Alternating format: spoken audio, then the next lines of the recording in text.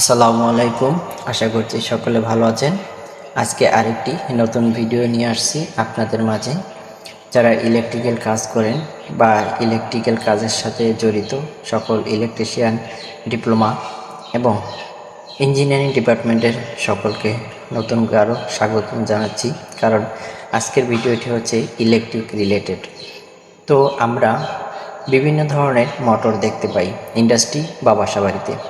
এই ধরনের motor connection অনুযায়ী স্টার অথবা ডেল্টাতে কানেকশন করা থাকে। বিশেষ করে 3 phase motor star delta connection হয়, শুধু স্টার অথবা শুধু ডেল্টা বা স্টার ডেল্টা কানেকশন হয়।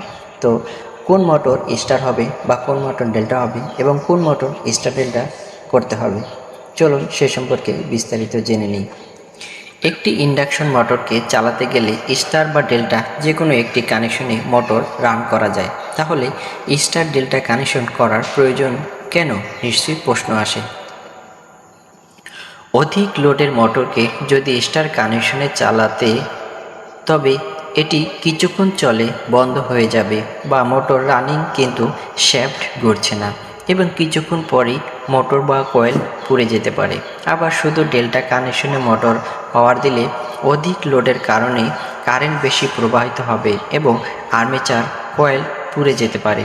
এজন্য ইন্ডাকশন মোটরকে স্টার ও ডেল্টা এর সমন্বয়ে চালানো হয়। 2 কিলোওয়াট মোটর 3 ফেজ পর্যন্ত মোটরগুলোকে এর গঠন অনুযায়ী শুধু স্টার বা শুধু ডেল্টা কানেকশনে চালানো হয়। তার মানে 2 কিলোওয়াট মোটর শুধু স্টার অথবা শুধু ডেল্টা যে কোনো একটি কানেকশনে চালানো হয়। 3 কিলোওয়াট মোটর 3 ফেজ থেকে এর উপরে সব মোটরকে স্টার ডেল্টা কানেকশনে চালাতে হয়। 3 কিলোওয়াট মোটর 3 ফেজ এবং 3 কিলোওয়াটের উপরে সকল মোটরকে স্টার ডেল্টা কানেকশনে চালানো হয়। স্টার ডেল্টার জন্য কি প্রয়োজন? স্টার ডেল্টার জন্য প্রয়োজন 3 phase breaker, magnetic conductor 3 piece, direct star delta, একটি টাইমার এবং অন অফ পুশ সুইচ।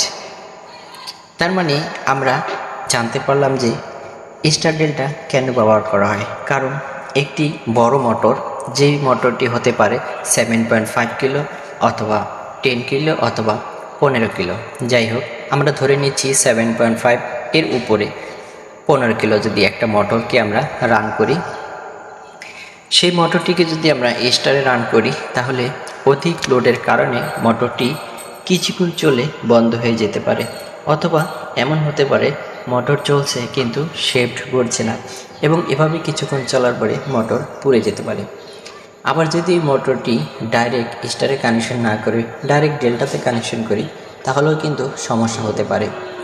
অধিক লোডের কারণে মোটরটি অতিরিক্ত কারেন্ট নেওয়ার ফলে পাওয়ার কেবল কানেক্টর গরম হয়ে পুড়ে যেতে পারে এবং মোটরের কয়েল পুড়ে যেতে পারে। তাই যখন একটি বড় মোটরকে আমরা রান করব 15 কিলোওয়াট বা 20 কিলোওয়াট, মোটর যত বড় হবে স্টার ডেল্টা কিন্তু করতেই হবে।